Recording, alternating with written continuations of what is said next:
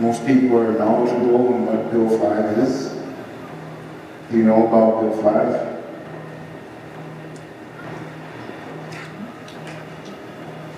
So 2 people and 3. So I can do a quick overview of the reason why we're here today and what we're speaking to you about is Bill 5 is harmful legislation for our people, especially up here in the Ring of Fire region. And what Bill 5 is it gives the Fort government powers to not only supersede legislation that has environmental protections and provincial regulations, but also our treaty rights and our treaty jurisdiction. And that's what a special economic zone wants to turn in the Ring of Fire region. It will give them the powers to supersede those legislation put in place to protect it and protect us. And that's the reason why we're here today, to speak to you about these things happening in our region and what's coming for us and what's already having done. So we'll get started with the presentation with Okiniwak and why we're here today. Okiniwak is a youth-led movement, and it was sparked from Bill 5. But it's something that has been in the works for a long time. I'll give you a quick story of how it came to be. So after some time when I found out what Bill 5 was, I was in Toronto. And I was at a Chiefs Assembly, the Attawapiskat Nation Chiefs Assembly. And at this Chiefs Assembly, they told us exactly what the harms can come from the bill. And I didn't see the Chiefs responding in the way I thought they would. Then later on, we went to the legislature back and forth the next couple of weeks, where they had hearings. They had our leadership come into those hearings to speak on behalf of the people and the worries that they had with the bill. And these hearing committees, they only had 7 minutes. You know, I seen my leadership go up there, Grand Chief Alvin Fiddler from the Attawapiskat Nation, and also Mission, Mike, and Carrie were speaking at those hearings as well.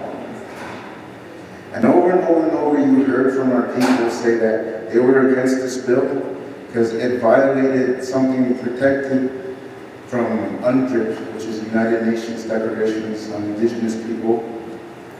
And it violated a section that we have the right to free, prior, and informed consent, which basically means anything that has to deal with our land needs the permission of the people and the communities. And that's what that bill violates. That's what it supersedes, and it gives them the powers to do so. And we had our leadership, our people, our elders, in those community rooms to advocate on behalf of us. And yet they cut their microphones off after 7 minutes, and they moved forward with the bill anyways without amending it, without adding free, prior, and informed consent. So within the next week after those hearings, that's when the bill came into a reading to be passed in the Queen's Park Legislative Building down in Toronto.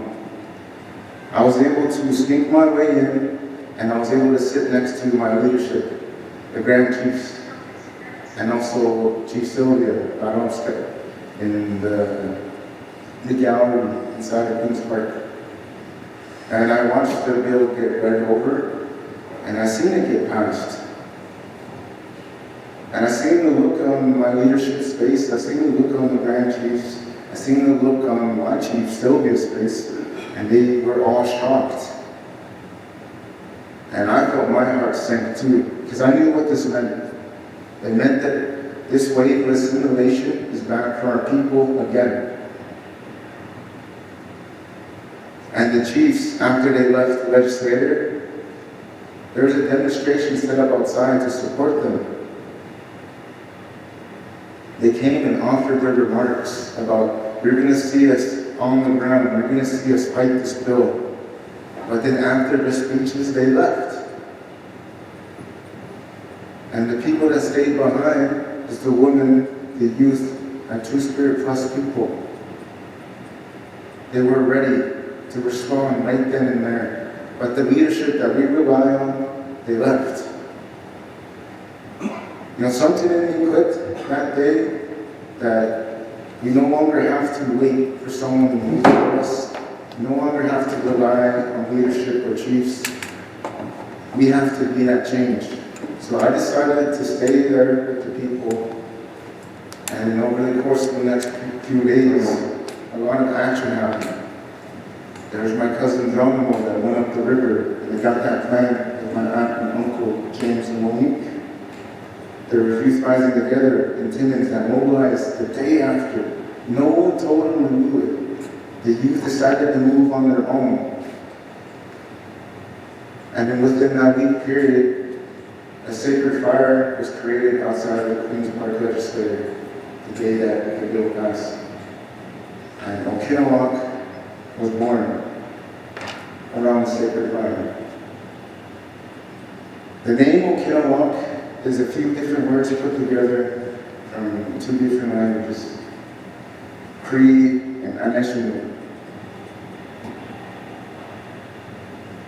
The O in Okinawa stands for Odaski, Okichita, Okamau, Oshtakasa.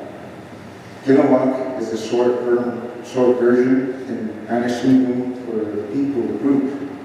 So when we put the meanings together, it means the leading youth.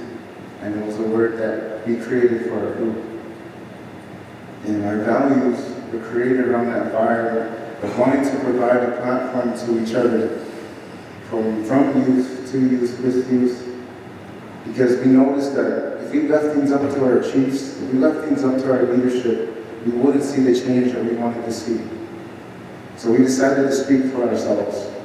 We decided to move for ourselves, and we decided to come together for ourselves. And during those next few weeks period, we created what our mission was. And we started to garner the support of not only the youth, but our leadership as well. Then we held our first major rally. You might see some pictures up there at Queen's Park, July 1st. We had youth come from all over, from down in the Mohawk territory, from up north in the Musqueam territory, and we also had one of the Shomi people as well, and Ojibwe, Anishinaabe, Anishinaabe. We had youth come from different areas to meet with us, to speak. And we offered that platform for them in Queen's Park. At that Queen's Park, there's military that came outside and shot blank artillery over our heads. When they shot, you could feel the ground shake, smacking, jumping. And when we decided to move to the front of the building, we were followed by hundreds of police. There's already hundreds of police surrounding the park. They're on their bikes, and they're getting ready for a bigger protest to happen that day with paddy wagons, and they also had their machine guns. But we decided to do it in a good way, and we kept doing it in a good way by offering a platform to share about our concerns with the bill and what's coming for the land up north, but also what it means for deteriorating our treaty rights. Our second rally, we held it in Parliament Hill in Ottawa. And before the rally, we mobilized outside of the Canadian Museum of History because the Prime Minister was meeting with the chiefs. But we didn't have youth representation in those rooms. So we brought together youth from Okiniwak right in the morning, 10 a.m. They are ready. And we walked to the Museum of History, and we demanded to be let in. They didn't let us in. The AFN chief came outside and said, "Sorry, we can't let you in, it's the minister's meeting. We would let you in if it was our meeting." But even those words were lies. So it just further solidified the reason of why we have to represent ourselves. After that ministers' meeting, we went back to Parliament Hill and we continued our rally, and we came back actually to show our authority and our presence. To cut things more short, we started to hold these rallies all over. So we brought it to North Bay, back to Queen's Park again, and we brought it to Moose Creek, then we brought it to Attawapiskat First Nation, and then Kingston. And when we went to Kingston, that's around the time that we met Land and Carrie. And Land was a big support with helping us mobilize, because they offered us the help that we needed that we couldn't get from our First Nations. We couldn't get from our political organizations like Attawapiskat Nation, Chiefs of Ontario, or AFN. They offered us that support, and we started to change the way we delivered advocacy.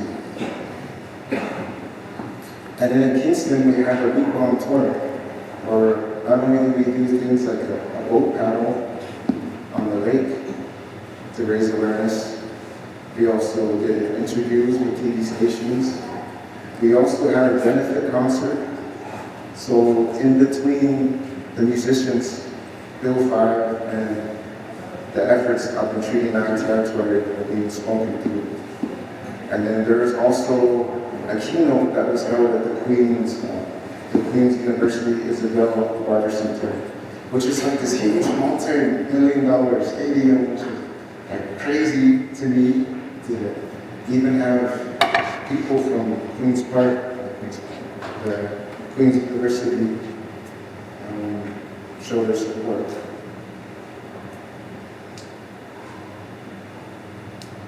That means that this fight is not just known by us, it's known by people down south.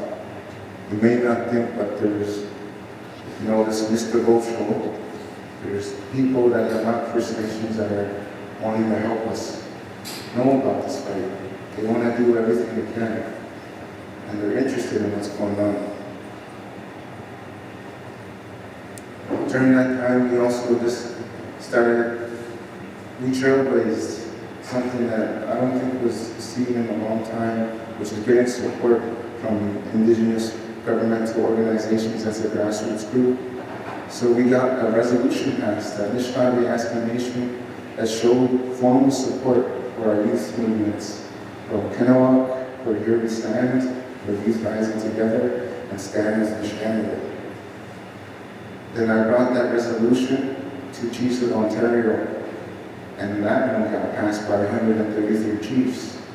So now we're not only recognized regionally, but provincially. I don't think that's ever been done before. So now, on top of that, not only do we have a mobilization on the ground, but we're also supported by our First Nations, and we've taken things into the court with Land as an intervener. Along with that, I believe it's 14 First Nations now that are taking the government to court over a constitution challenge for Bill 5. And Michelle and I are part of the interveners in that court case. And I'm pretty sure hopefully soon we'll hear from the court whether or not they'll allow us to be interveners to give our perspective on how harmful this bill is. But between that time, I think that was around late November, we also showed our presence at the AFN Chiefs Assembly. So their annual winter assembly where we had hundreds, if not 1,000 chiefs there, including their deputies and proxies. And we lobbied the entire Chiefs caucus of Ontario to give them a heads up on what we were about to do, because we took over AFN for about 20 minutes, and we were able to stack Chiefs minutes on top of each other so that there's room for youth to speak at a national level. As they took off the AFN Youth Council from the agenda, and we noticed that there wasn't a youth voice, so we made it. We did it. We brought the youth there. And you can probably see on one of the news, we're on APT and we're doing that. We forced our way up to a microphone and showed the presence, because it wasn't given to us. And between that time, we also held another event in Attawapiskat. So So we got the youth together and we're doing the same thing as we're doing now over there in Attawapiskat. And between that time, there's so much that's happened in this little small period. We've also spoken at many different events, different panels. As in Chicago with the Ecological Farmers Association, I was able to go down to London with John here. And things are starting to pick up again. And we're starting to pick up again after the short Christmas break. One thing that I do want to talk about is how the Ford government is starting to speed things up, especially in the last week. I don't know if you've seen anything on the news, but the Ford government had a press conference. In that press conference, you had Martin Falls and Weatherford, and they signed a fast tracking deal that brings roads to the communities, and I believe also the Greenstone transmission line is going to offer and bring them power. But that transmission line will also bring power to the future line that's going to be called Eagle's Nest. Eagle's Nest is where a company named Wiley will be mining for, I believe, copper or nickel, sorry.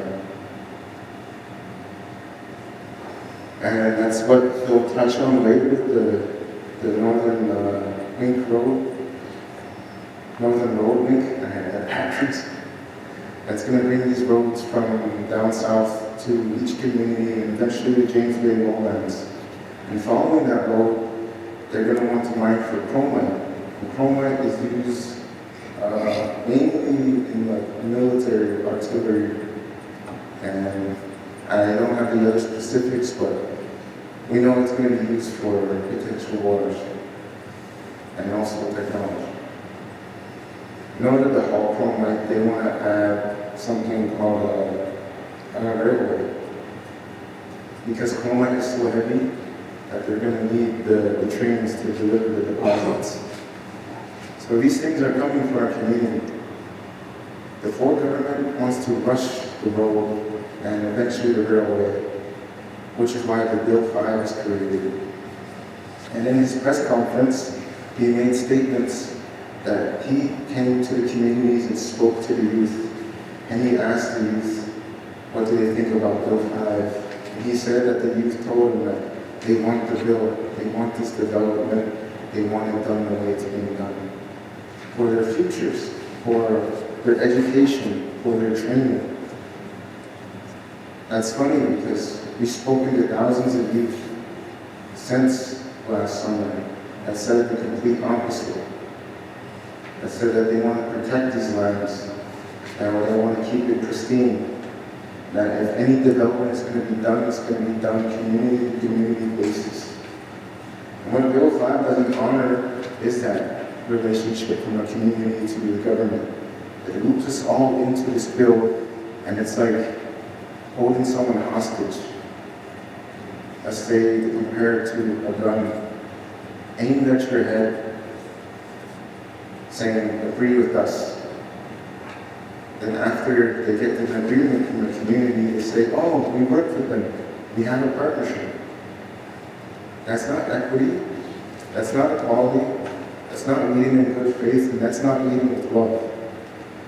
Which is the very reason why we have to fight what Bill 5 is. Because eventually, they did it with Martin Falls, they did it with Weatherford.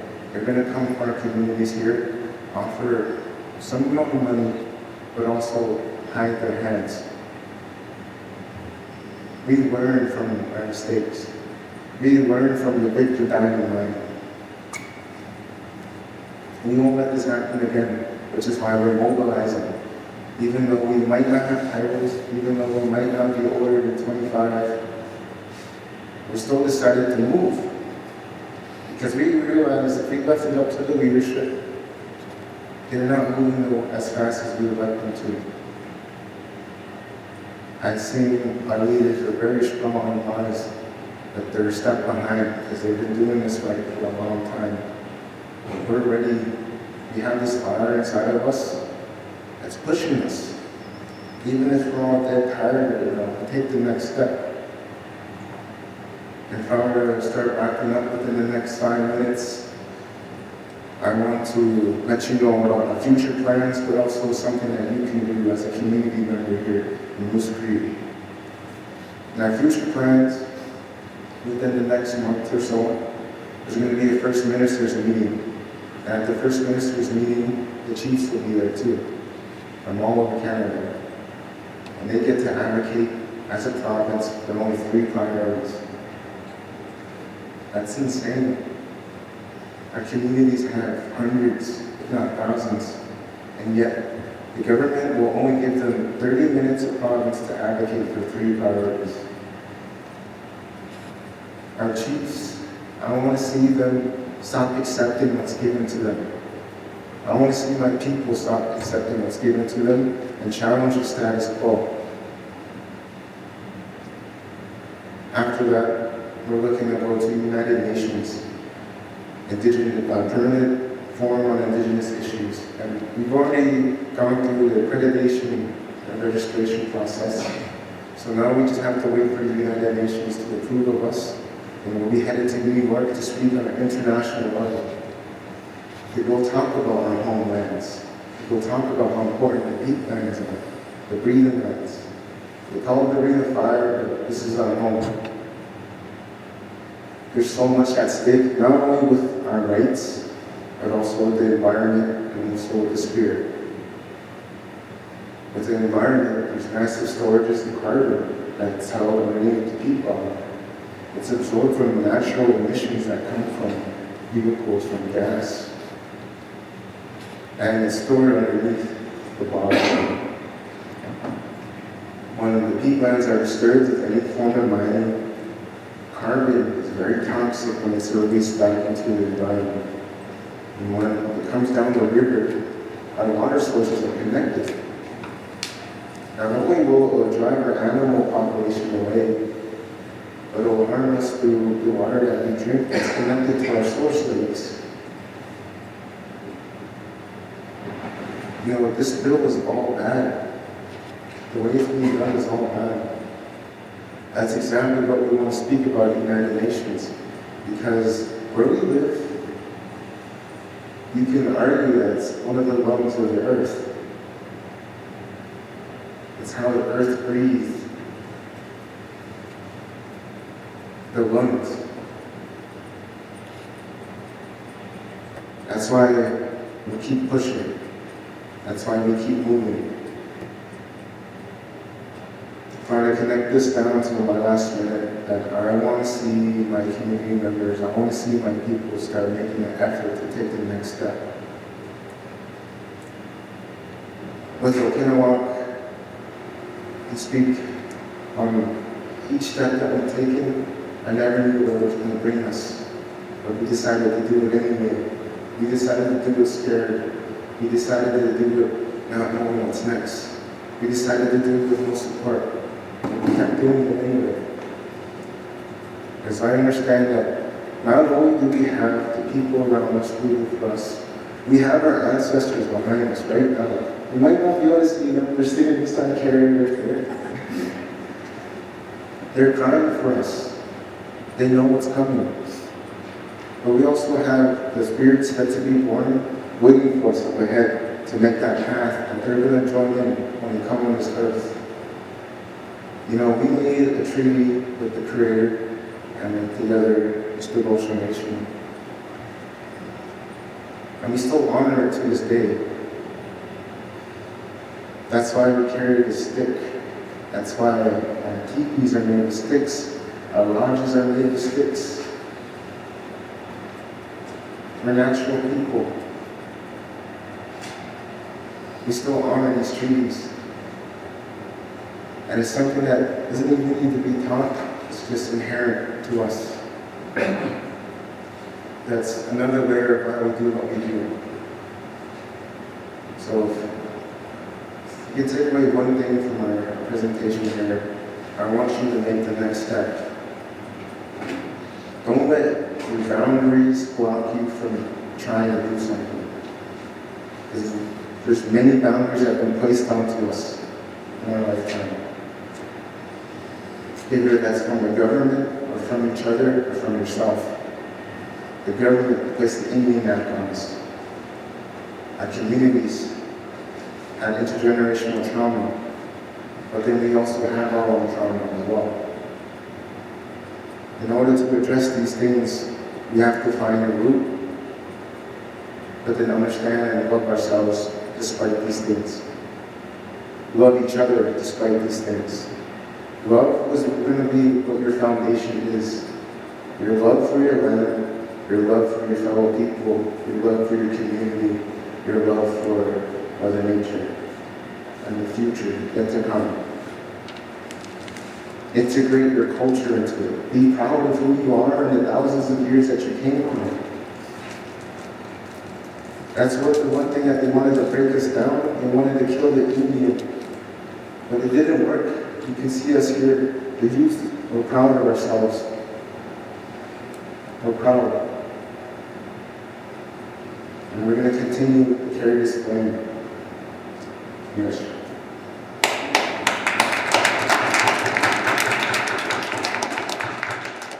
Bonjour, Ani. Jonathan Nishkakas, my name is Jonathan and Mooso Siibi. Don't worry, I don't have any relation to that guy, David Trudeau. Wolf Clan, I'm from Okiniwak First Nation.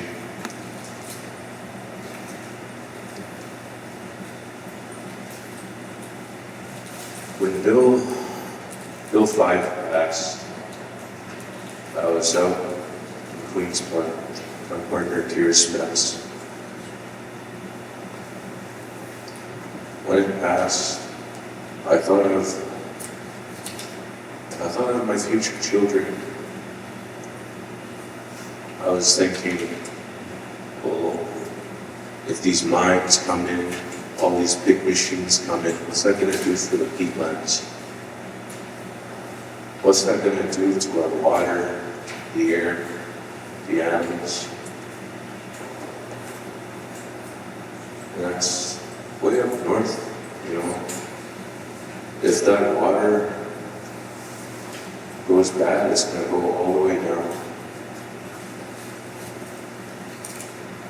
I was thinking, how are my kids going to get to enjoy this? I want my future children to be able to go to their mom's home, see a moose, go into the water. I want them to see their mom's side of it.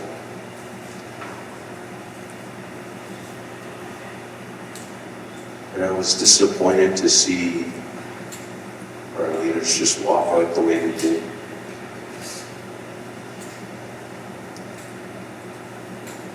I was disappointed with the lack of action I saw right then and there, or even in the coming weeks. And that's when I decided to stay at that camp, that sacred fire out in Queen's Park. I stayed there for 2 months watching that fire.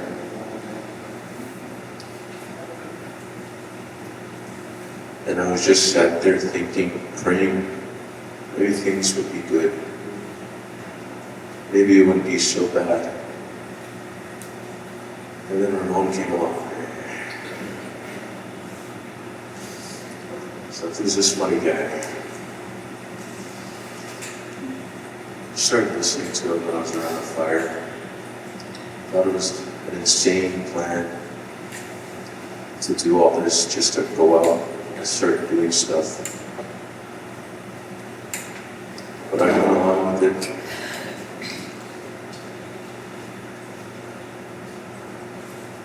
And the more I went along with Ramon, the more I started coming out and doing all this stuff, I got more hopeful.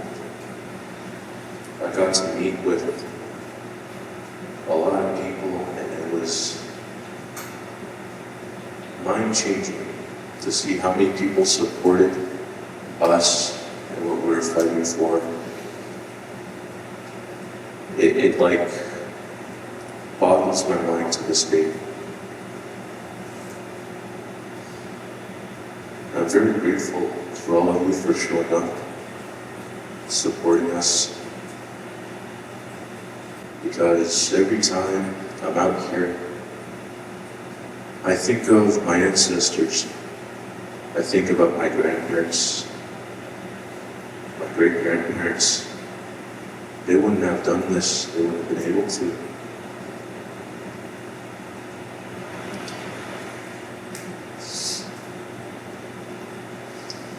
To even practice their culture, you know? I think it's beautiful how we're able to come around and speak our language and talk about our culture and to try and preserve that. To try and think of my future children and how they will go on and live that good path, walk that good path. That's what carries me, and that's what keeps me on this path, this strong path of Okiniwak.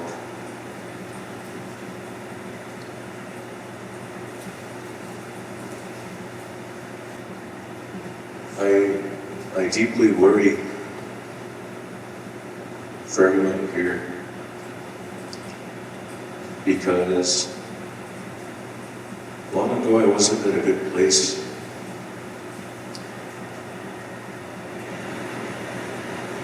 I had my uncle, Jimmy Dick, and Johnny Moore were from this factory. They pulled me out of a dark place with ceremony, with love. I'm happy to do this work for them. They can't be up here. They're stuck in Toronto. Yeah. So, I'm happy to give back. I'm happy to be doing this for my family. I'm happy that you guys are here to listen to us. That's all I have to say. Yeah.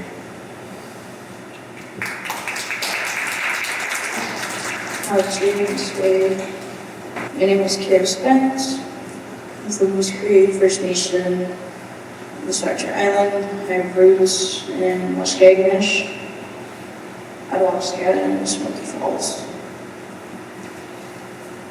I belong to the Barrier Clan, and I am one of the co-founders of Okiniwak with my partner and our other co-founder, Cohen, who can't be here today, who is attending a treaty conference in Canada.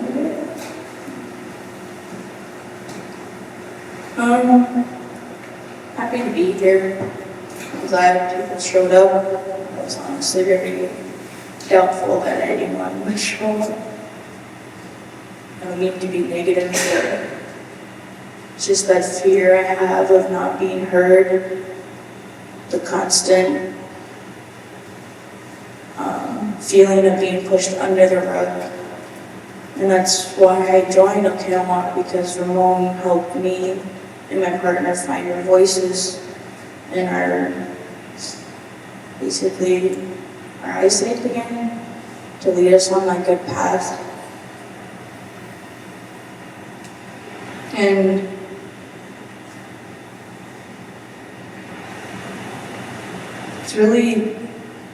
it's a beautiful thing to be here back home with my grandparents in the crowd, and hoping they learn something from our presentation today. When Bill 5 passed, I remember leaving work and trying to rush to get to Queen's Park. And I remember seeing all the sad faces, and I was like, crap, the bill passed. And I remember walking up to John and seeing Ramon, and I was like, okay, we gotta do something. And when I heard that there was gonna be a sacred fire, I immediately just jumped right in I remember helping set up the camp briefly, and I never thought I would stay in Queen's Park for 2 months. My family thought I was crazy. But I'm glad I did it because it's just what I feel like, what anyone would have done.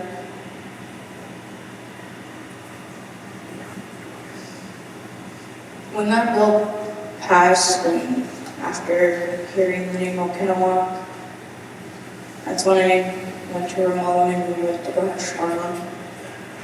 And I told him about a dream I had. And I saw all 4 of us and many other nations with lots of big drums down at the parliament. And there was so much joy and love and so much youth that weren't on drugs, that weren't drinking. We were all adults. And I said I'm willing to make you a logo out of that dream. I believe that's what needs to be done. And he agreed. So I drew up that logo and I gave it to Ramon and I gave us a face. And after that, that's when me and John joined unintentionally into Okiniwak, dragging us around across Ontario. This movement has taken me places where I never thought I'd end up, where people would pay to get into. Because government, like what Ramon said, they tried to kill the Indian and the child. They sterilized our women.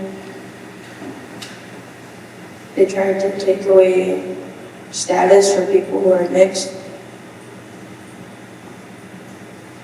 And now they're trying to take away our land. But we know where our story started and where we belong. I immediately thought of my family here up north after hearing about that bill. At first I thought my community wasn't, like where I'm from, wasn't as important compared to Attawapiskat or other communities along James Bay stretch. And then Carrie told me, she's like, no, you're literally downriver. Think about it. It would all trickle down to you. I was like, oh. I was like, yeah, okay, never mind. So it made me realize that even though that we're not as close to the ring of fire, it still affects us in every way possible. It's a big learning process for me. I think the 4 of us in general, we're learning how to communicate as a team. As in my opinion, like a little family. The 4 of us have connected in ways I thought we wouldn't have.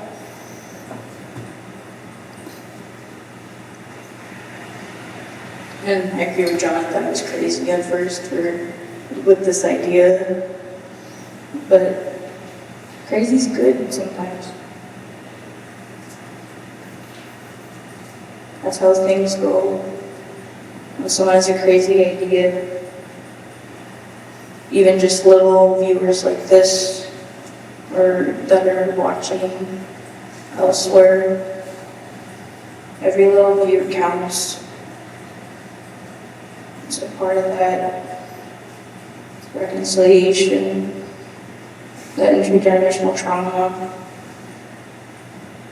that anger, that sadness, that raw scar that we all have. Just very grateful to be able to walk this path with my friends, my partner.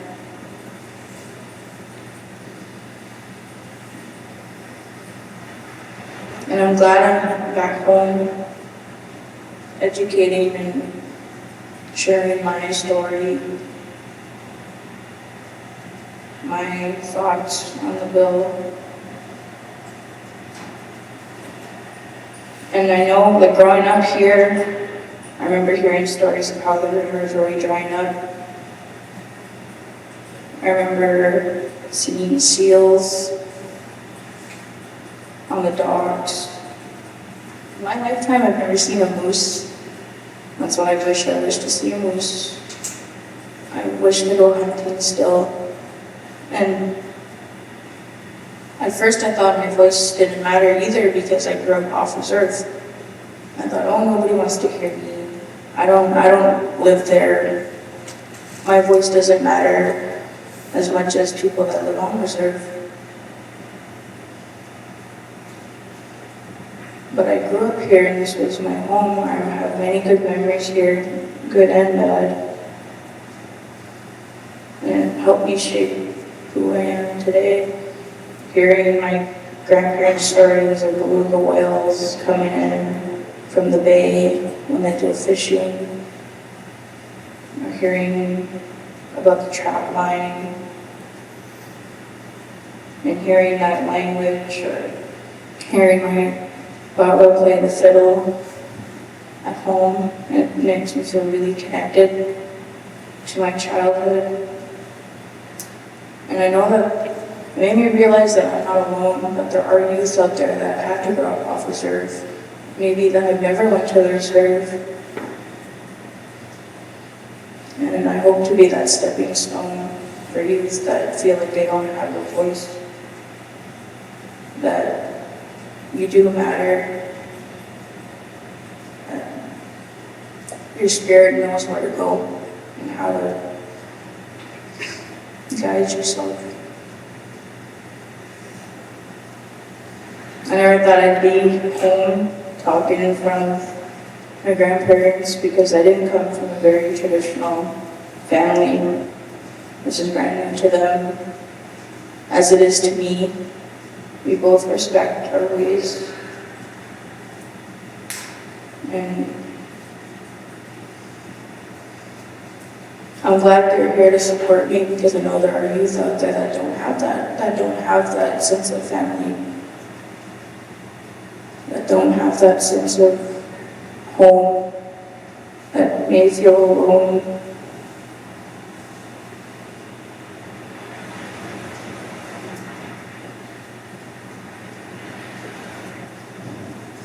I'm very grateful to be here and to share with you all.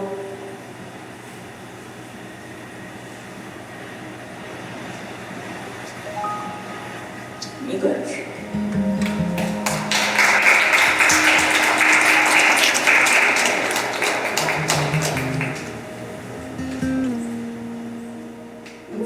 It's just grown. We have a few visitors that came in the summertime of, it's August.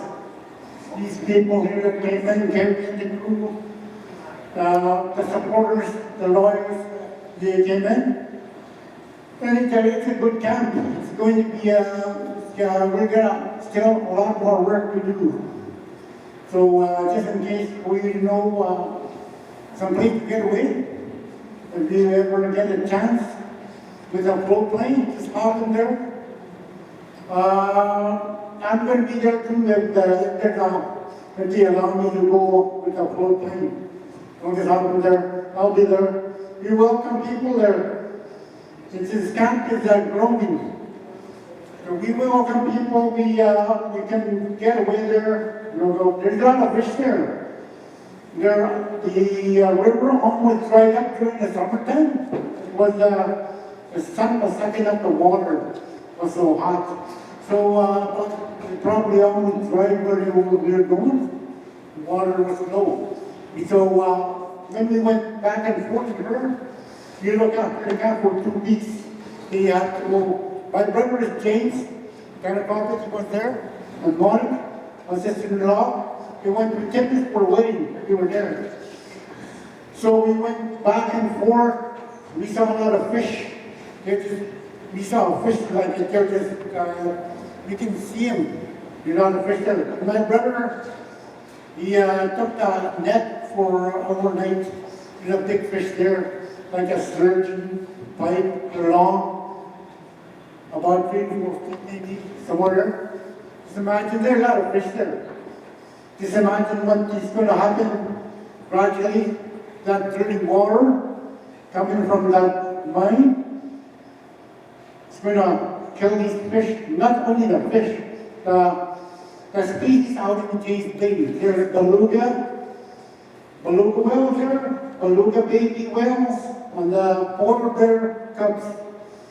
Because I went to just let you know what kind of animals are here. We went to Attawapiskat Island, to the south side of Attawapiskat Island, and it's called Fort Duncan, on the south side of Attawapiskat Island. So we see a lot of polar bear tracks. They want to disturb the land. The peatland, they want to disturb it, eventually they're gonna destroy it. Now this water is no good, when it's not a good water. That's what they're going to do. Eventually they're gonna poison the land. Eventually in the long run, for the future generation. I know there's a lot of future generation in the Attawapiskat River. I see it. I mean, these guys here, my nephew Geronimo and Ramon, that's where it's coming from. Our grandfather, strong. And so we need people like that to be strong. They're strong, they're speaking up for our people. Let's help them, support them. That's where it will grow from. The story, probably you understand what I said. Yeah, there's a lot of stories I will share, but we're going to try to make it short.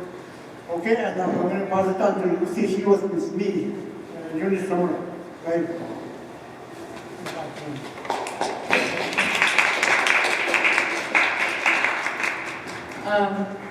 Mijn naam is Martina. Michelle, I want to speak my language Cree because I can say it sometimes in English. So my English is cricket. And how I done eat that in the bande, got named Attawapiskat Siibi, eat that in the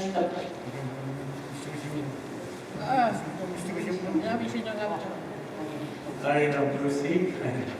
She says, so Lucy was up at the encampment in the Attawapiskat River, so she's going to speak Cree, tell the story, also why she's there, or perfect drink is to speak. And how about that? It was about the sheep and the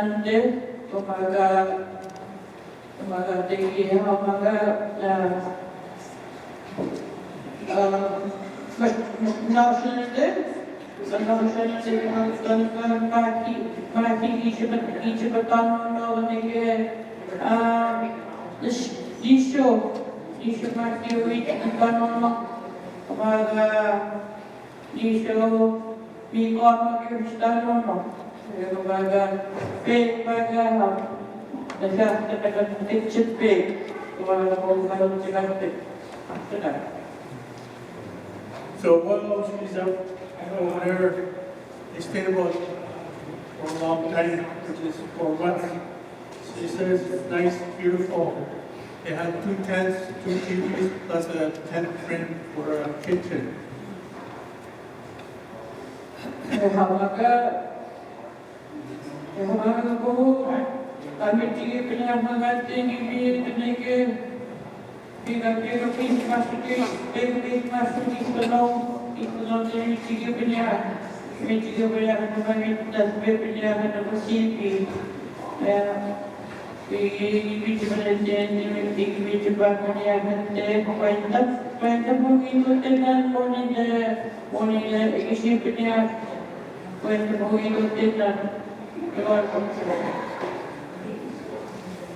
took them, when they came coming down the river, it took them 1 month. They took their sweet time enjoying the land coming down.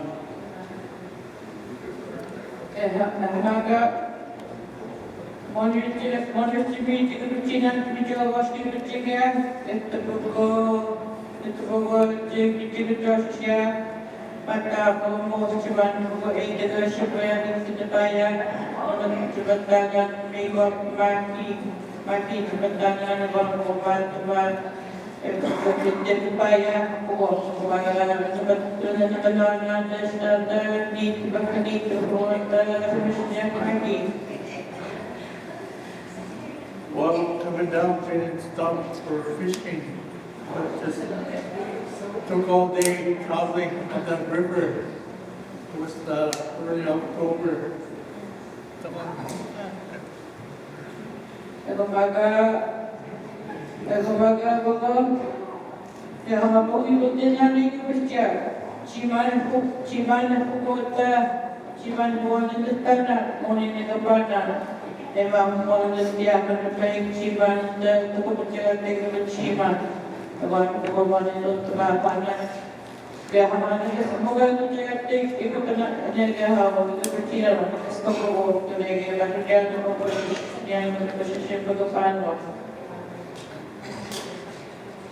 When they came down, she said when they stopped for overnight, they slept in the boat.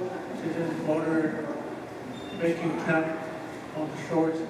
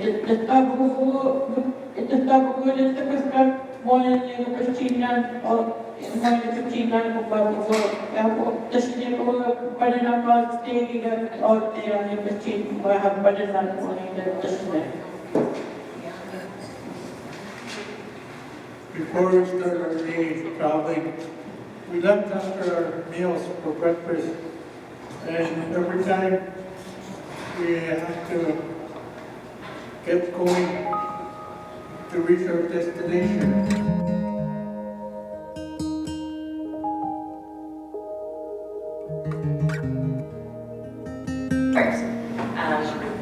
We filed our papers in December, just before the holidays, and we are asking the court to recognize as interveners. Now, interveners means you're a friend of the court. You're a friend to the judges, to lend a perspective, to help teach the judges. Basically to say, dear judge, I want you to repeal Bill 5, and it's unconstitutional, but here's my perspective as a land protector, as a youth, and here's what you need to know. So it's very much like a helpful role. It's like a helper, essentially, to the court.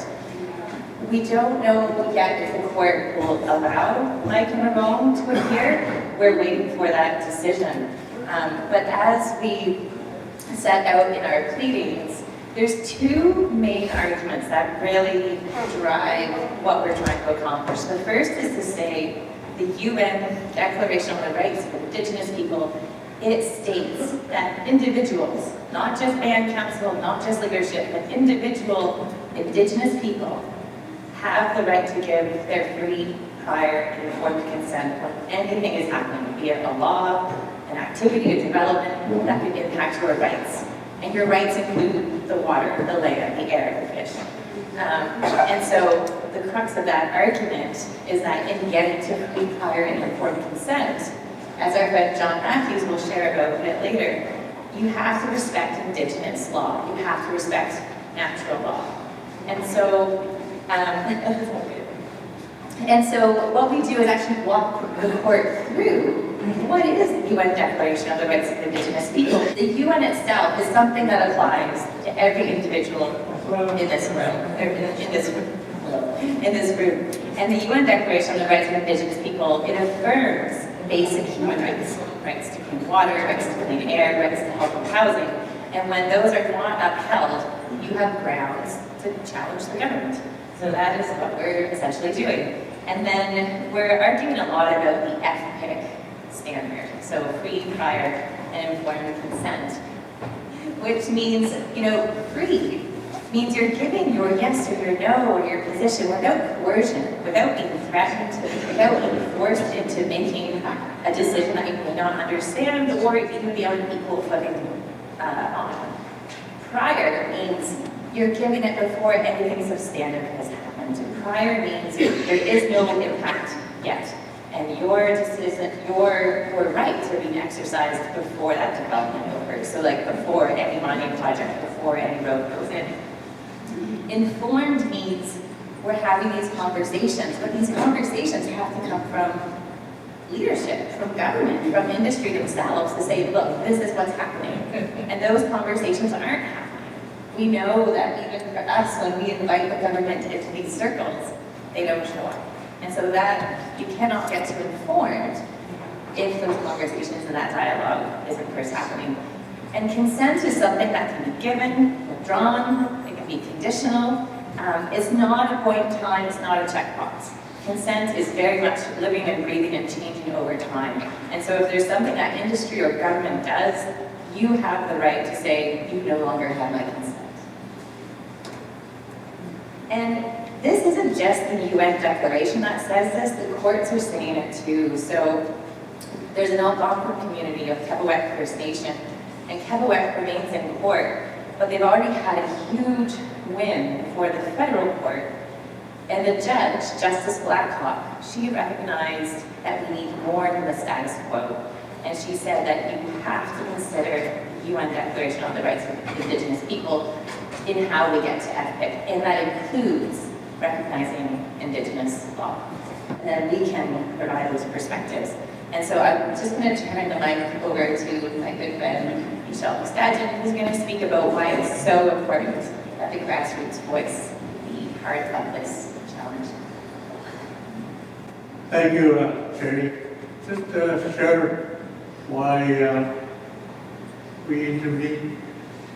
Let's say somebody came to your house, broke your window. You feel violated, right? Same thing with our rights. You want to come, say, take up and contaminate our waters, our waterways, our rivers, our lakes, our creeks. When the elder late James Carpenter, we have to put the tobacco down because we walk on that water when it's frozen on top of that snow. It's still water, he says. We have to acknowledge Creator and give thanks. When we woke up this morning, we stretched, we yawned. Creator saw us, hears us when we got up. So as we share duty with the government, they have to respect us also because of that treaty. We signed that treaty with them. So they have a food share duty, but what they're doing is they're against us now because of this mining development. The bill C-5 of the federal government with the provincial government. Their laws stipulate what they want to do to go ahead and give up free, to claim those lands for themselves, for the mining companies. Because what's going to happen when some mining company that comes into any province or Canada territory, they pay taxes. That's how they get their money, the federal government. Even with the provincial government. That's why they allowing fast tracking now to Bill 5. They want to hurry to get those minerals. At the same time, they're violating our Indigenous rights. At the same time, they're going to contaminate our environment, our animals. So at the same time, what these two proponents downstream, they got money, $40 million, just to say, sign the agreement with the province. What they're agreeing to also is not only contaminating our waters, poisoning our animals, not only against our indigenous rights, but also they're going to build those, they're going to process those minerals and build military equipment that they will use against us again. That's what they're agreeing to. So we have to let them know that as interveners, why it's important to repeal this Bill 5. We want to explain who we are. We are Indigenous. We are the Haudenosaunee, Four Directions people. So we have to explain who we are. So I'm going to talk about that land, that water. I heard somebody say water. That fire, those four elements, they have a purpose, role for us, because we have a duty, us, responsibility as well. We have a role, it's like our women. They're human rights givers, they're the matriarchs, they're our leaders, the women. So as friends of Attawapiskat River, I have to speak up and I have to use those laws. And that's why I'm with land today. I picked up that phone one day because our water was contaminated in Attawapiskat for so long. I had to make a call. I thought my team of council was speaking on my behalf, fighting our rights, only to find out that everything's status quo. Nothing is moving forward. That's why we have to speak up as individuals, Kinano, Indigenous, to tell the government who we really are. We're Four Directions people. We have to tell them our roles and responsibilities, what the Creator gave us. And the Creator only gave us 4 natural laws. That Pisum is from the sun of Malpino, from the east. So we have to explain that. Like our friends say, our knowledge keepers, Bob Sutton, the Pisum, he says that Manto system, that's Creator's son. So we have to understand those, what they really represent. Late Peter Cheese Mooso said, I'm not a teacher, I'm a reminder. He lived to be 114 years old, and he came to our traditional territory, shared, because natural law is sharing, and that's what he did.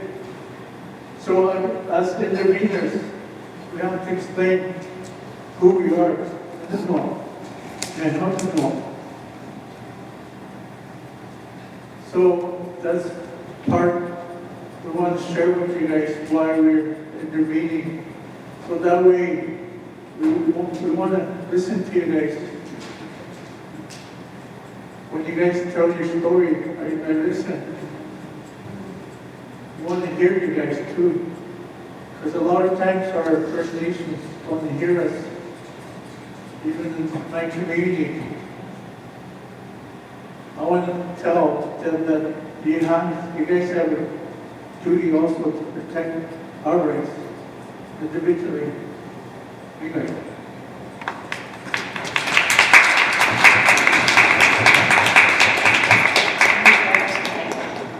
So now I'm going to pass the mic over to my colleagues Jenna and Keisha. They're also awesome people and staff layers of land. And we're going to unpack the many projects and decisions that are affecting the Ring of Fire. Because I know we use that phrase a lot, Ring of Fire. But as you can see from the screen, there's actually thousands and thousands of decisions being made that put them together, and that creates the ring of fire. Hello, my name is Jenna. I am from Thunder Bay, which is on the traditional territories of Fort William First Nation, and they're signatory to the Robinson's Creative Treaty. I'm so grateful to be here, and I feel so much closer to you all after that game, so thank you everyone. And so yeah, as Carrie said, we're going to be just touching on briefly about the processes that are affecting the ring of fire, and that is starting with mineral exploration and permits. So within the Ring of Fire region, there are over 42,000 claims. And the majority of these claims are covered by two large companies. There's Juno Corp, that's a Canadian-owned corporation, and they have over 23,000 claims, over 498,340 hectares of land. So that takes up 58.6% of the claims of the region. And the other company is Wiley Meadows. They have nearly 13,000 claims and hold almost 30% of the claims in the region. And the reason why I bring this up is because the mineral exploration will directly impact the health and the ability of future generations to exercise their Indigenous rights. And this includes the right to fish, hunt, and trap. And as we've seen today through the Here We Stand video, the exploration and the development would open up the region's vast and untouched peatlands that are a massive carbon store. And to date, yeah, it remains largely undisturbed, and so we don't want to disturb that.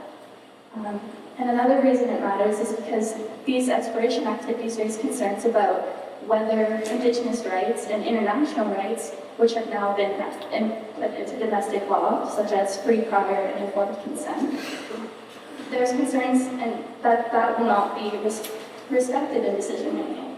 So, we thought it would be fun to debunk some of the myths around critical minerals and around these exploration activities. And so the first myth is that mineral exploration activities are low impact. And so you can see by these photos that they really aren't. It involves drilling, trenching, and creating these massive holes in the earth that are a meter and a half wide and in depth, and also clear-cutting trees. And I thought this photo was funny because it's from the Ontario government, and they decided to zoom out on the actual clear-cutting that was involved in accessing these regions to stake these claims. And so they aren't low impact, and that's what I hope these pictures demonstrate. Another myth, and Doug Ford is a major reason for this, is that electric vehicles are key to solving the climate crisis, and we just need more minerals to build it, and that this is going to come back and help the energy transition. And electric vehicles alone will not solve this crisis, and focusing on it ignores the broader changes that are needed to reduce overall resource use. And this is a little off script, but I was reading about critical minerals generally, and there are about 30 of them, and only a handful are actually required for this energy transition. A lot of these critical minerals, as people have touched on today, involves military usage. And so we just wanted to bring to your attention that this electric vehicles and this green energy transition is not needed for the Ring of Fire. Another myth. We need to mine the Ring of Fire to meet the growing demand for critical minerals, and there's no alternative. And what I've learned is that not all critical minerals need to come from the mines. I've read about the ability to remine old and existing sites and tailings, and so you can recover minerals that way. And we haven't really looked into, in Canada, recycling and reusing electronic waste from our phones. And so there's a really interesting statistic that said that if we scale up recycling, we can reduce the demand for mining by approximately 40% for copper and cobalt, and 25% for lithium nickel by 2025. So it makes you really think, what are these minerals and who are they actually critical for? The next myth, everyone benefits from mining critical minerals. And as we've heard today, mining projects impose disproportionate environmental and social burdens on local and Indigenous communities. And again, we ask the questions, when we say critical minerals, critical to who? Because it has a very lasting impact. And the last one, I believe, for this section of the presentation is, we need to act fast, and critical minerals can't wait. And just simply put, urgency is no reason to bypass consent and environmental safeguards. It needs to be done with proper, meaningful Indigenous consultation and free, prior, and informed consent from these communities. So we're going to touch on this a little bit later, but we have a slide deck on how you can learn more about the projects that we're going to continue doing today and how you can take action. And so I'm not going to go into too much detail right now, but we'll go into it more later. So the next section of this presentation is touching on the project assessments. And so this is Eagle's Nest Mine and all of the roads that are going to connect the provincial highway system to the Ring of Fire. So the Eagle's Nest Mine, so that's owned by Wailu Ring of Fire Ltd. And so they're proposing to construct, operate, decommission, and abandon a mineral metal underground mine. And they're approximately going to produce 3,000 tons of ore per day, and it's expected to operate for 12 to 15 years. Now, under the Impact Assessment Act, the minister has the authority to require a federal impact assessment for a project. So this is going to assess the impacts to the environment and how they're going to be managed that are within federal jurisdiction. And so this could be migratory birds, fish and fish wildlife, and most habitats.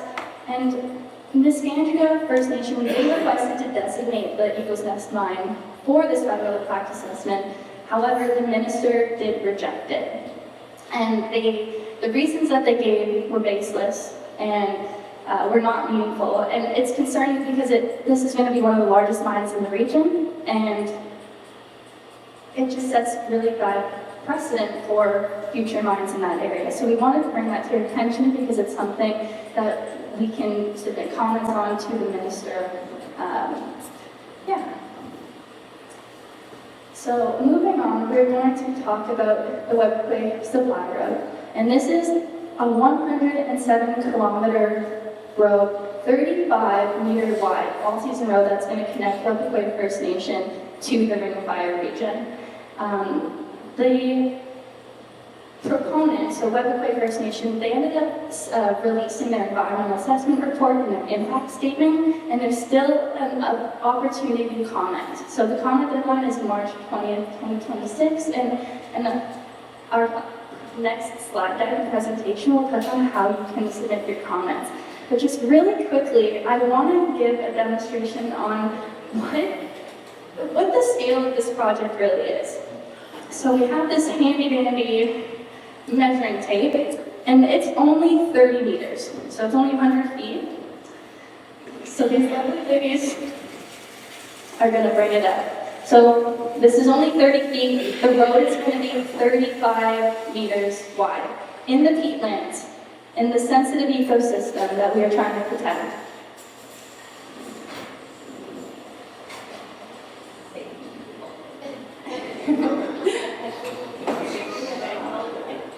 Huge, that's big. I have goosebumps. It's alarming. And this is a very sensitive region that we're trying to protect. And the thing is, there's still an additional 5 meters on top of this that we're missing.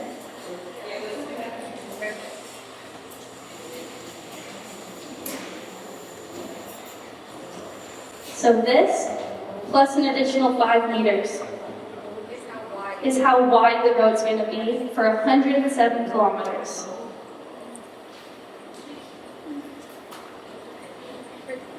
Just crazy. So the impacts are significant, And that's why this comment deadline is really important. So, yeah. The next road segment we're going to look at is the Martin Falls Community Access Road. This one is 184 kilometers, and it's about 12 to 15 meters wide, and it's going to connect the community of Martin Falls to the provincial highway network. Now, the proponent, which would be Martin Falls, they also submitted recently their impact statement and their environmental assessment report, and there is a comment opportunity for that as well. And that comment period deadline ends on April 10th, 2026. And so this is another opportunity to have your voices heard and amplified in the process. The next segment of the road is the Northern Road Link project, and that's going to connect Webequie Supply Road to the Martin Falls access road. So that's going to be approximately 117 to 164 kilometers. They haven't submitted the impact statement and the environmental assessment report yet, but we're expecting to see it soon, and then we'll have a better idea of these impacts. But you can register with the Impact Assessment Agency, which we can show you how to do to keep up to date with this and submit comments. What's alarming about these road projects is just last week, the provincial government came out with Ontario's accelerated plan. And so initially, these projects were going to be completed by, I believe, 2035. Yes, September 2035 and September 2034. And now they want to have these roads built 5 years in advance. So they're anticipating the construction to be finished as early as November 2030 and November 2031. And this is raising concerns because Indigenous rights and environmental protections may not be fully respected or considered, especially because of the fast-track nature. And so we just wanted to bring this to your attention because it's alarming. And so some other fun myths to debunk. These roads are just for community access. And so while these roads are framed as being community access roads, they are enabling infrastructure. They're enabling the development that is the Ring of Fire. And I inserted just a quote from the Minister of Transportation, a government agent, that basically said, yes, the intention behind these roads is to access that region. Another myth is that the roads have minimal environmental impact.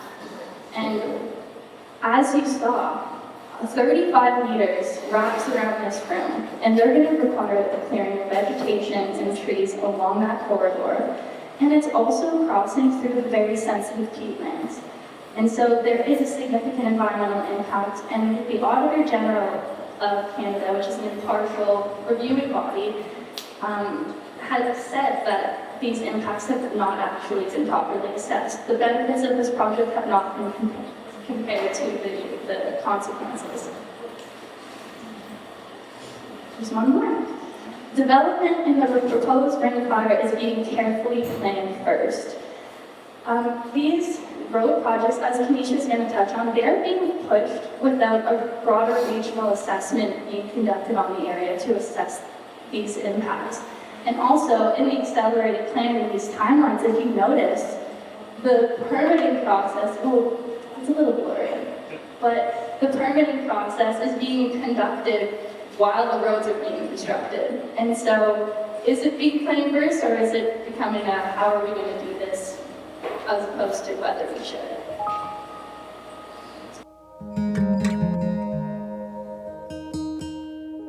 Okay, so if you haven't heard about the regional assessment, what it is a study of the cumulative environmental health, social, cultural impacts of resource development in a region.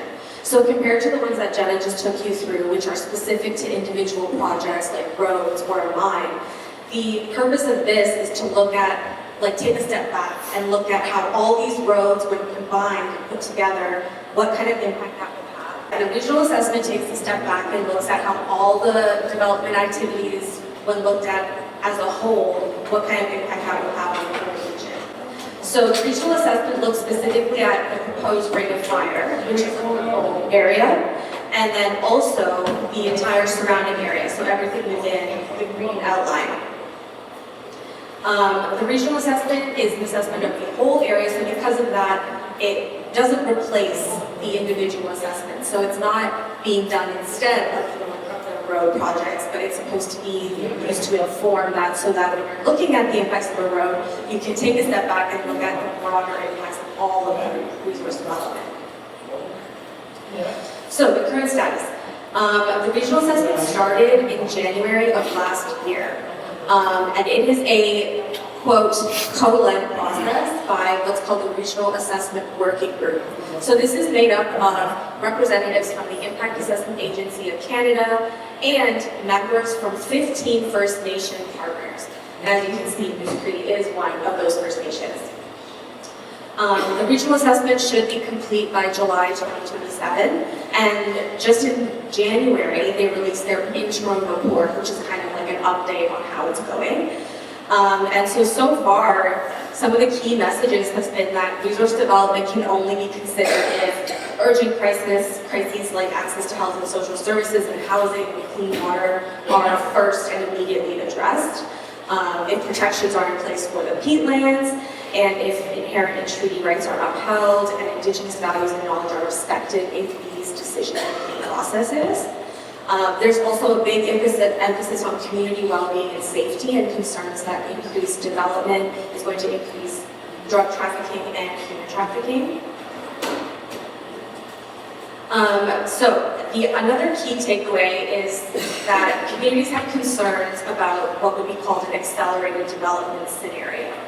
And they want to avoid that. And what they mean by accelerated development scenario is that there will be a lot of development happening very quickly that is managed under Crown decision-making and not under Indigenous governance systems.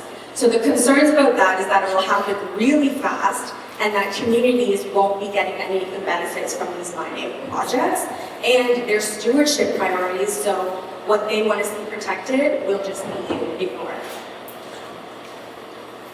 Okay, so key things to know is that resource development can continue even as the regional assessment is being conducted. So as Jenna mentioned, these roads are going ahead even while this assessment is being completed, which raises real concerns as to the real purpose of the regional assessment and whether it's just something that they're doing to say they did it, or if it's actually going to have an impact on decision-making, because how can it impact decision-making if you're not even waiting for it to be done before you make the decision? They're also calling it a co-led process. They're trying to say that it is equal Crown and Indigenous-led, which we know is not true. They are including First Nations, but they are maintaining ultimate decision-making power, still stays with the Crown. The regional assessment findings are not binding on decision makers. So even if it comes out and says these things have to be addressed before resource development can happen, it's not binding. So the federal government doesn't actually have to do what it says. It's also a federal process. So that means that Ontario isn't even pretending to say that they're going to do what the regional assessment finds, because they're just not involved. And lastly, the regional assessment, they're saying it'll help inform decision-making so that Canada can meet its climate change and biodiversity commitments, which we know is not true, because as Jenna showed, mining in the Ring of Fire will have huge impacts on biodiversity and on our ability to store carbon in the peatlands, which is key to mitigating climate change. So, other key things to know. The regional assessment is meant to be an open, transparent, and community-focused process. So this comes from the Terms of Reference, which is a document that specifies what the purpose of the regional assessment is and the roles and responsibilities of the people who are conducting it. So you'll see that it's very essential that it's community-focused and include mechanisms for community dialogue and meaningful involvement of community members. So it goes beyond just the involvement of Chief and Council. It is intended to include the meaningful involvement of all community members. So that brings us to whether you have been involved. So each First Nation partner has a delegate, which is someone who's been selected by their chief to represent their community in the Regional Assessment Working Group, so the decision-making body. This is a picture from the interim report that says it illustrates the role of the delegates. They're supposed to bring key information about the regional assessment to community members, gather their feedback, and then bring that back to the federal government. And so, yeah, I'm just curious, has anybody been contacted by their community delegate for the Ring of Fire regional assessment? Nobody. So clearly they're not following through on these commitments. And so we just want to remind you that you have these procedural rights, which includes notice of any engagement opportunities, disclosure of information, so this type of information so that you can understand what's going on and what are the impacts, frequent and accessible participation opportunities, so that you can share your thoughts and concerns and have them meaningfully heard and responded to.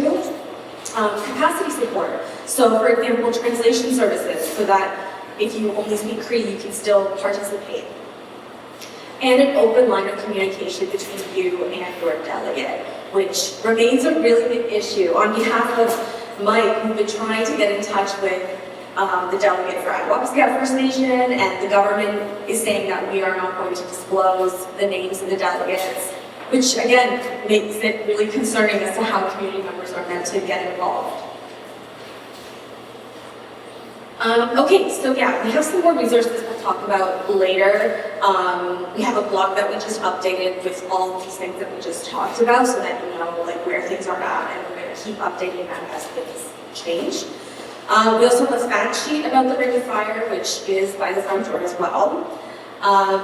And things you can do. You can add your name to the Friends' Protection Declaration, which is also by the front door.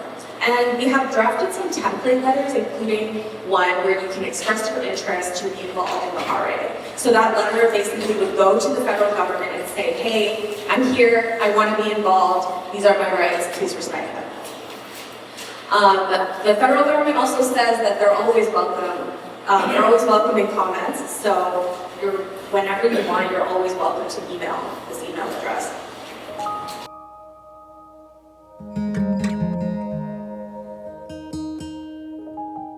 In September of last year, the federal government introduced this framework, and the intention behind it was to fast-track environmental assessments for major projects. And so typically there'll be an environmental assessment and sometimes an impact assessment for certain projects. And so under this approach, they're looking to coordinate it and conduct it as like one single review. And they'll do this through cooperation agreements. And how this works is that the province, if they're interested, will request to be able to conduct the assessment under their own regulations. And then the federal government will make an early assessment decision. And this means that they will decide whether they can rely on the provincial process.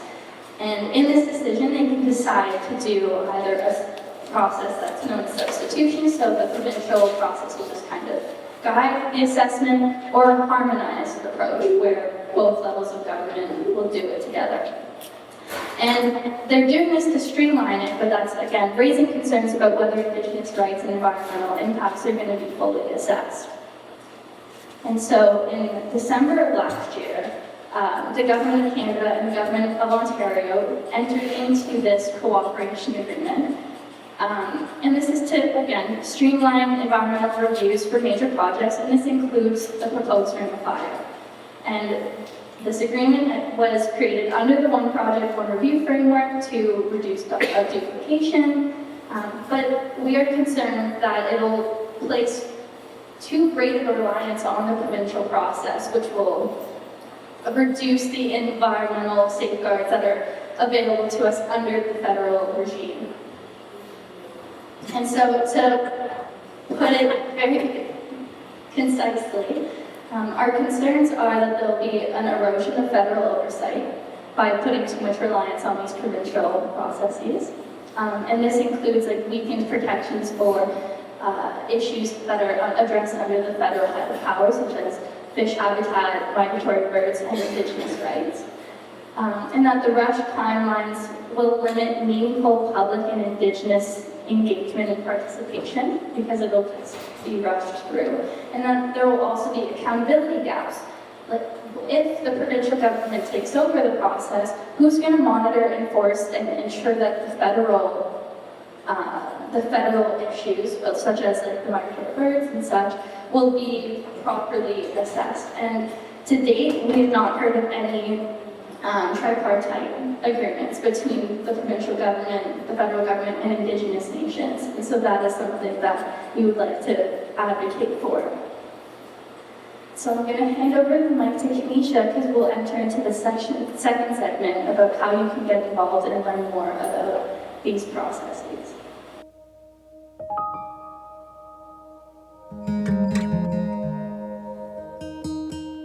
We have a bunch of different kind of step-by-step processes that we've created a kind of a how-to guide for.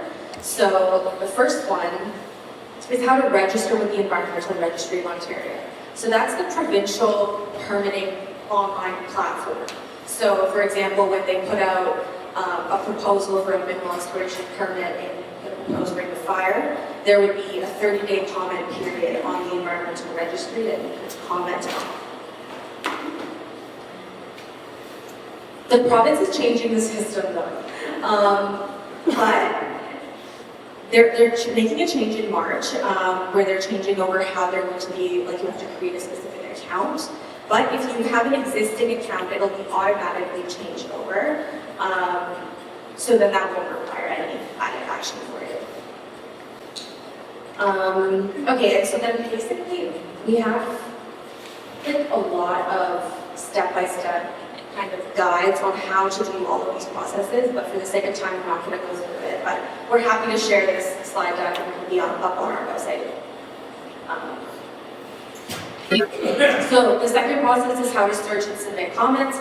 So once you're on the environmental registry, that part of the guide looks at how you can find project proposals that are, like, for example, specific to the ring of fire, and how you can submit your own comments. The third part of the guide is how to subscribe to what's called the Ontario Mineral Tracker. So the Wildlife Conservation Society has this really cool initiative where you can just subscribe, and every week they send you, or every couple of weeks, they send you an email update with a really clear list of new permits that are being requested in the Ring of Fire area. So you can see exactly on the map where it is, which First Nation communities may be impacted, and what the deadlines are for you to comment. We also have how to subscribe to the Impact Assessment Agency of Canada's registry. So similar to the Environmental Registry of Ontario, this registry is for the federal government. So it would just be step-by-step instructions on how you can subscribe to a specific project. So for example, the regional assessment is up on this registry, and there's a way that you can subscribe so that anytime a new document is uploaded, you'll get an email notifying you about that. Similarly to the ERO, we also have a guide on how you can search and navigate the registry so that you can find specific projects and comment on them. And lastly, we created 3 draft letters that you can use to participate in provincial and federal decision-making processes. So we have one that's exercising your right to have a say. So that's a very basic letter that you can use to send to either industry or Ontario or Canada, saying, hey, these are my rights, this is what I'm expecting, please respect my rights. Then we also have one specific to the regional assessment, as I mentioned. So this draft letter is only for members of the First Nation partners that are part of the regional assessment, which includes Mooso Siibi. So that letter is you're basically saying, I have the right to be involved in the regional assessment, and then we point to specific commitments that the government has made, saying that community members have the right to participate. So that's just a way for you to express your interest in that. And then the third one is to just respond to proposed mining activities in the Ring of Fire. So this letter, it basically sets out what we've been talking about as to why it's really important to protect this area from mining. And the idea behind this template letter was that we've done all the research and writing for you so that you can just pull from it whatever works with what you want to say, copy and paste it into your own comments. And the idea is just to help make responses a lot easier for you.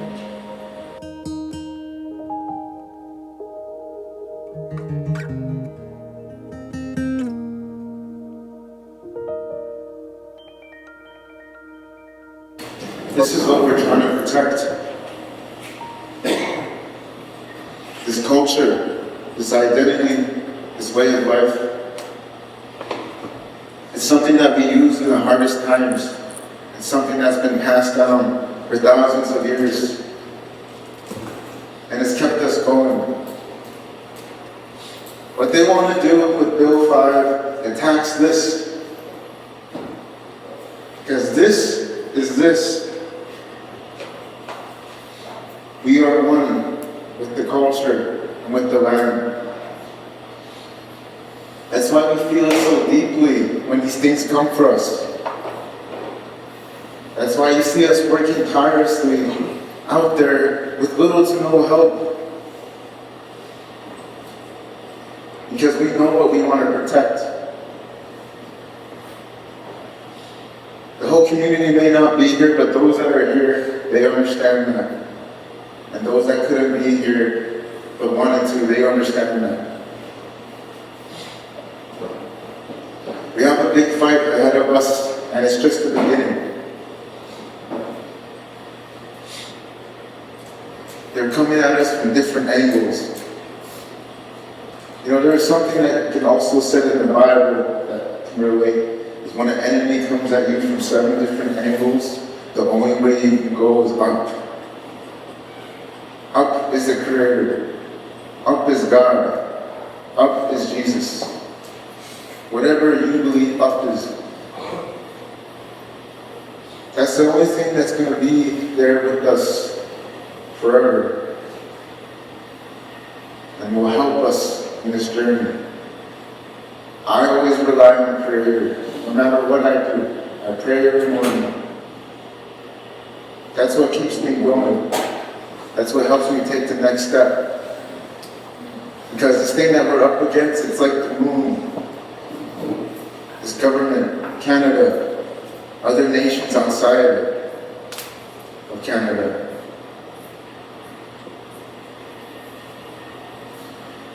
This is so much bigger than what everyone thinks it is.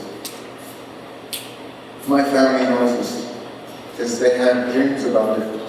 They've been having dreams about it since I was a little kid.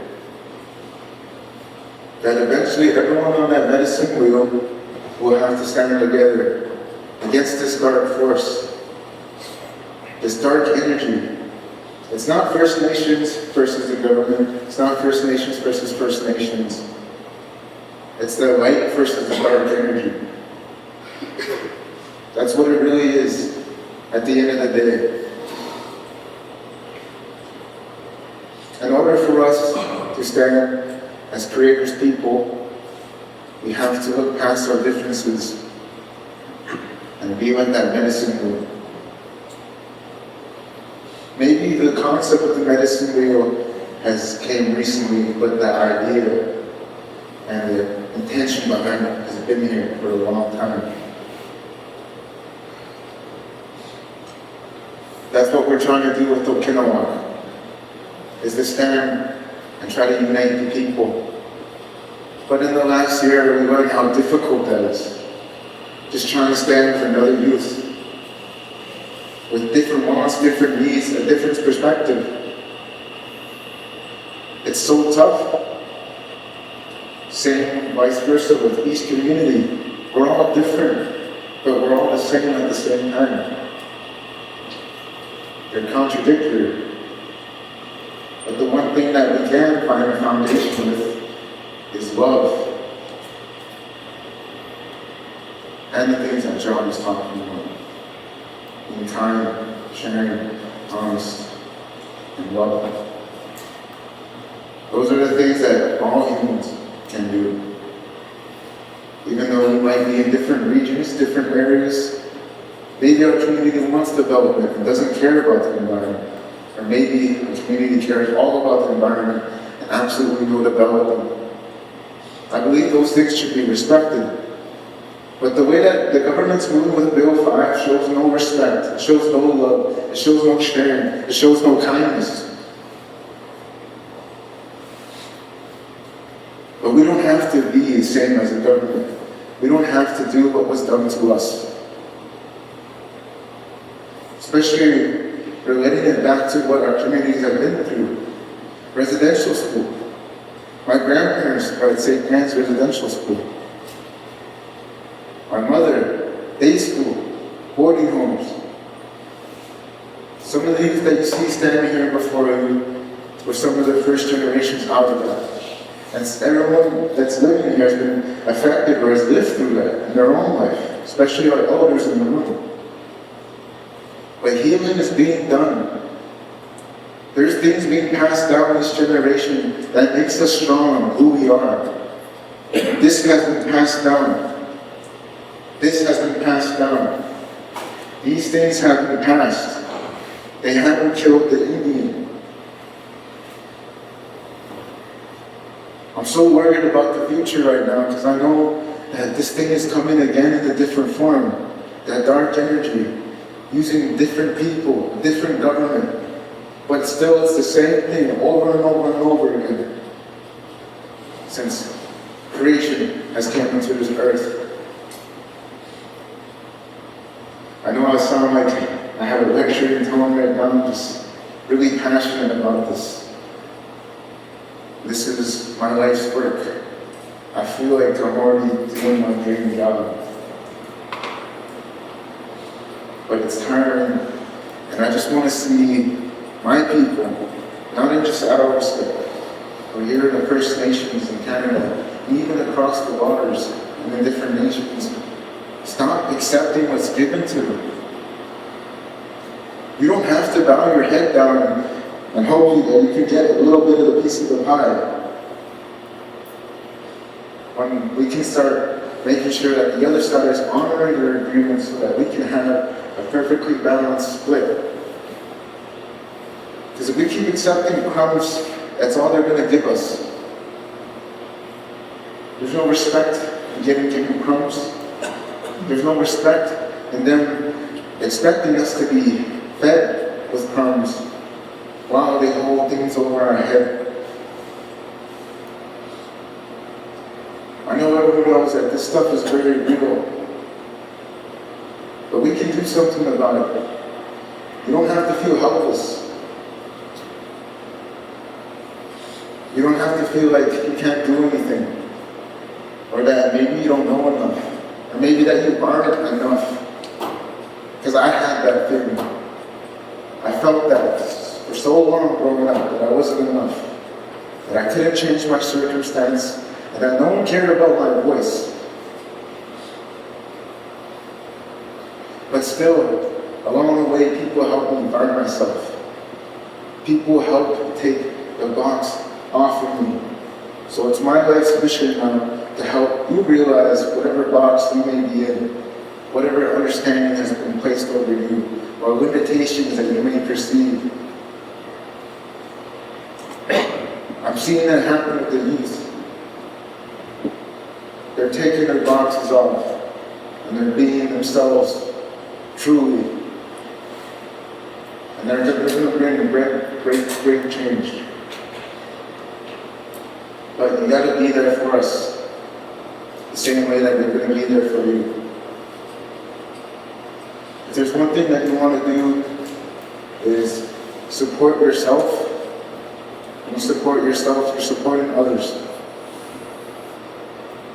You don't have to do the things we do, where we go out on these crazy events, or go and have stands off with the police, or even going up on a river, or doing it through the legal system. You can do what's right for you.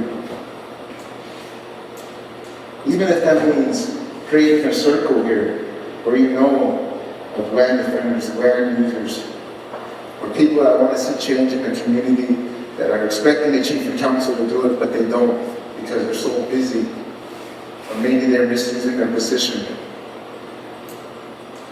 You can create that change. We don't have to wait for other people to do it. That's why we created Okiniwak. We decided to be the example. So another thing that I want to leave here today is that I'm really grateful for this opportunity to be able to have some closing comments. And you came out to listen to the youth, because you're already a part of that change. There's some people that don't want to listen to us at all. There's some people that don't even want to show up. But you show up. I think that means something. Yeah.